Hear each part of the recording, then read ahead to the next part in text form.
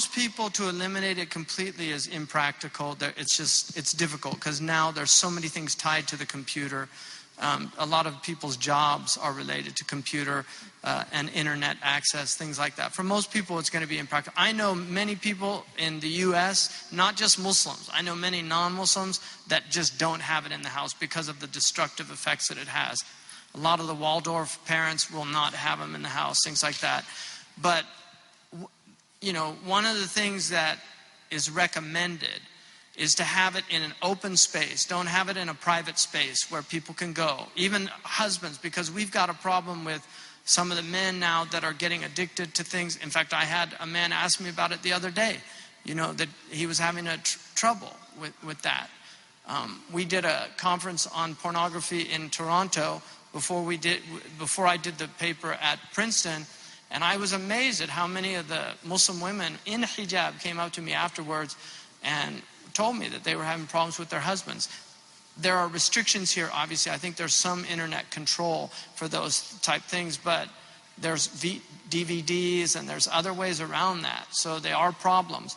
But, you know, I would say have it in an open space with the screen facing a public, so like in a room where you can see the screen itself, so that when the kids go on it, you know what they're going on. And then also, obviously, you can check searches and things like that. So it's good to know what they're looking at.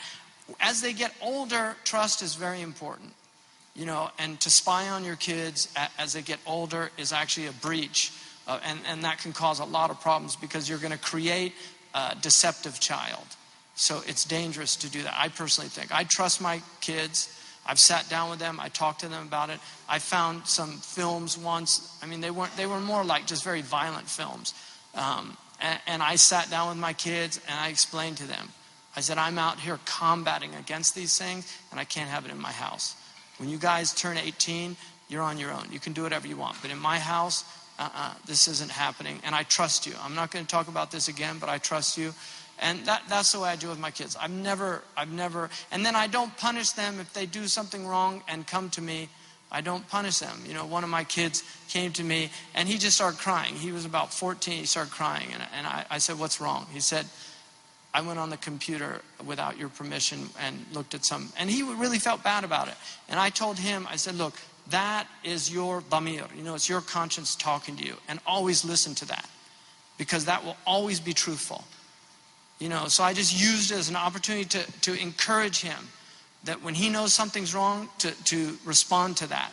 And don't ever be ashamed of that. That is the best thing that we have working inside of us, is that ability to know right from wrong and to admit our wrongs and then to commit to not doing it again.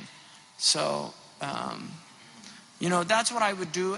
And you have to have some restrictions. You can't have an open, because kids are going to go on, and now they have a lot of these games that are free on the internet are designed by Nintendo and these corporations to get them addicted to higher games.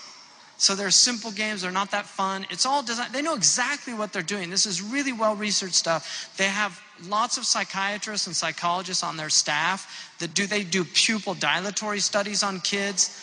I mean, there's a PBS documentary that you can watch, Merchants of Cool, which is exactly about what they're doing. These corporations, they're very dark, sinister forces. They could care less about human beings. There's a book that was written by Bakkanin, which is called The Corporation. They made it into a documentary. And he's a psychiatrist showing from the Diagnostic Statistic Manual, which is used for psychiatric disorders in the United States, that all of the symptoms of sociopathic behavior are in corporate behavior. Corporations are sociopathic. They have no morality. There's nothing working. You might have moral people in corporations, but the corporation as a machine, which is functioning as a person because it has the rights of persons in Western law, is a sociopath.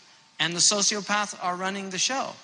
And the victims are these poor young people, as far as I'm concerned. Adults have no excuses.